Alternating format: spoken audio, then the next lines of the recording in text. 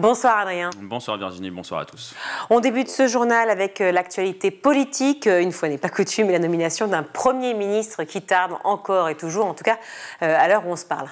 Patience et mère de vertu, c'est peut-être le slogan que se répète Emmanuel Macron, le président souvent surnommé le maître des horloges. Et le chef de l'État continue de jouer la montre en déplacement en Pologne aujourd'hui. Il n'a toujours pas nommé de Premier ministre. S'il y en a bien qui n'est plus patient, qui est fatigué même comme beaucoup de Français, c'est Patrick Cohen sur France Inter.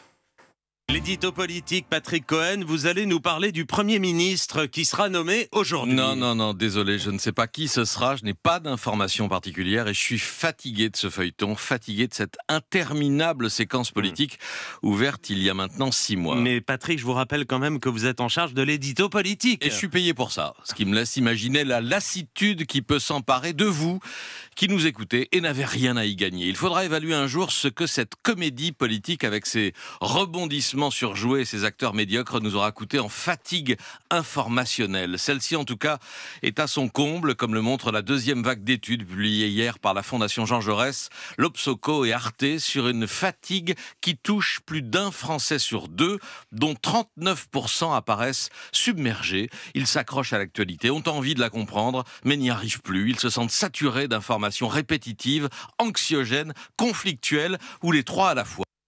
Fatigué, attente interminable autour du futur pensionnaire de Matignon. Le nom tarde à être révélé. La menace d'une nouvelle censure continue de planer. Mais c'est Emmanuel Macron qui a toutes les clés. C'est le nouveau jeu qui inquiète dans les écoles, un jeu homophobe inspiré des réseaux sociaux. Son nom, le premier qui bouge est gay.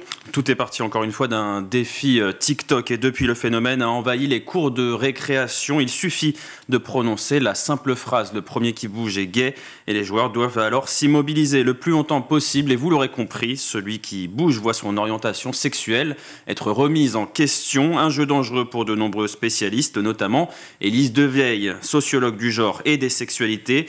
Ici, le mot gay est utilisé comme un stigmate infamant. Quand son identité est dévalorisée au point d'être utilisée comme une insulte, il est difficile de se construire avec une bonne estime de soi. Un constat partagé par Fatima Aït-Bounoua, professeure de français au collège, qui constate au quotidien la dangerosité de cette tendance et de nombreuses autres influences venues des réseaux sociaux. L'inventivité dans la médiocrité est sans limite, et dans le dangereux aussi est sans limite. C'est-à-dire, moi j'ai du mal avec le terme jeu, parce qu'on dit le jeu, pour moi c'est pas un jeu, et comme on disait le jeu du foulard, vous savez à un moment, il fallait serrer le foulard jusqu'à être... Il y a eu des accidents très graves. Il y a eu des accidents très graves, où on a parlé aussi, c'était quoi ? Le jeu salade de fruits. C'est encore plus bête. C'est quoi ça ? Salade de fruits, c'était que les gens, les élèves devaient dire un nom de fruit et celui qui ne le disait pas se faisait frapper après. Donc pour moi, ce ne sont pas des jeux, c'est des pratiques dangereuses ou dévalorisantes ou violentes. Donc quand ça se passe, je l'ai pas eu dans mon collège. Pour le moment, on est très vigilant parce que justement, comment agir ? Déjà, être dans l'hypervigilance, c'est-à-dire être au courant de ce qui se passe un peu sur TikTok. Parce que la viralité, c'est un piège. Si c'est sur TikTok, c'est dans la cour le lendemain. Les pratiques des réseaux sociaux qui se retrouvent dans les jeux d'enfants et d'adolescents à l'école, tout cela alors que le harcèlement n'a jamais été aussi présent et que la mise en place des cours d'éducation sexuelle est actuellement à l'étude.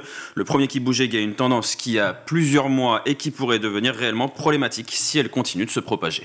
À Tourcoing, on connaît le verdict dans l'affaire d'une lycéenne accusée d'avoir giflé son enseignante qui lui avait demandé de retirer son voile. Elle comparaissait devant le tribunal correctionnel de Lille plus de 2 mois après les faits survenu le 7 octobre dernier et la lycéenne a finalement été condamnée à une peine de 4 mois d'emprisonnement assortie d'un sursis probatoire. Elle sera également suivie pendant 18 mois. En cas d'incident, la peine pourrait être appliquée. Interdiction de paraître aux abords du lycée Sévigné. Interdiction aussi d'entrer en contact avec la victime. La victime, une professeure de sciences et techniques médico-sociales, s'est dite soulagée de ce verdict par la voix de son avocat.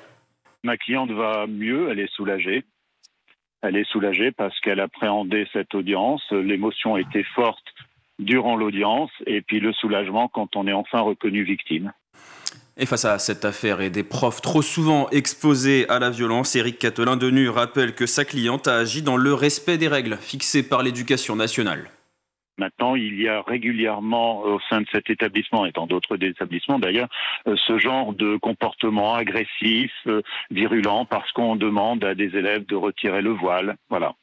Parce qu'on demande, c'est-à-dire quand vous dites régulièrement, ça veut dire quoi régulièrement, maître? Ça veut dire que... Régulièrement, c'est-à-dire qu'il y a manifestement une tendance à vouloir toujours repousser les limites de l'éducation nationale dans le respect des règlements et de la laïcité.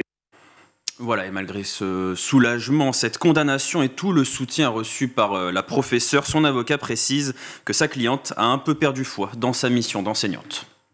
C'est une réforme qui revient régulièrement dans les débats, celle du congé parental. Ce jeudi, la Cour des comptes suggère de le rallonger et de mieux l'indemniser aussi. 16 semaines, c'est la durée en France du congé maternité accordé pour les 2 premiers enfants. Un congé de courte durée en comparaison à d'autres pays de l'OCDE, selon la Cour, dans ce rapport sur la politique publique d'accueil du jeune enfant. Et le niveau d'indemnisation y est aussi discuté. Actuellement, il est indemnisé au maximum à 449 € par mois. Allonger ce congé d'un mois permettrait de libérer 35 000 places d'accueil pour un coût net de 350 millions d'euros par an. Le développement de la garde parentale, moins onéreuse pour les finances publiques que l'accueil en crèche, pourrait réduire la demande d'accueil et compenser en partie la réduction du nombre d'assistantes maternelles. La moitié des professionnels du secteur devraient en effet partir à la retraite d'ici 2030 selon la Cour des comptes. Autre inquiétude de la juridiction financière, la création de 200 000 places d'accueil supplémentaires promises par l'ex-première ministre Elisabeth Borne, toujours d'ici 2030, et un coût estimé à 3 milliards d'euros supplémentaires. À l'heure où la France cherche son Premier ministre et son budget 2025, les économies se trouvent peut-être ailleurs qu'on ne le pense. Merci Adrien.